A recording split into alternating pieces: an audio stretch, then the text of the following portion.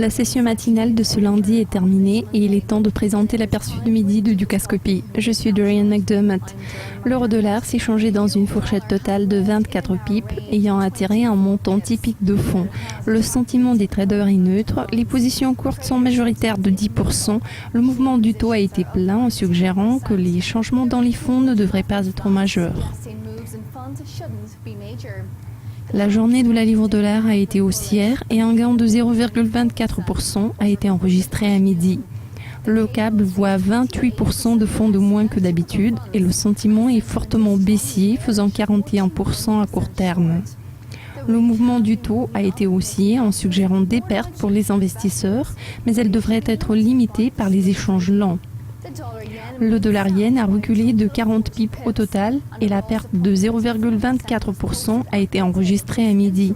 Cet instrument a attiré presque le double du montant de fonds habituel et le sentiment est fortement baissier, faisant 44% à court terme. Les traders ont bien travaillé au cours de la session matinale, ce qui suggère des profits. La livre yen est revenue à son niveau d'ouverture à midi après les échanges dans une fourchette totale de 38 pips seulement. Le volume échangé est moyen et le sentiment est neutre, faisant 8% à court terme. Les deux parties ont eu leur chance et leurs risques, mais les changements dans les fonds devraient être limités par la faible volatilité. La session matinale de l'euro-yen a été baissière et la perte s'est établie 0,23% dans le rouge à midi.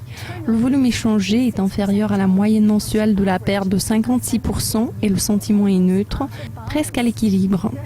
Il y a eu plein de chances pour les ours, mais les changements dans les fonds devraient être limités par les échanges passifs. Cela conclut l'aperçu de midi de lundi. Comme d'habitude, ces statistiques seront mises à jour chaque heure toute la journée. Restez branchés.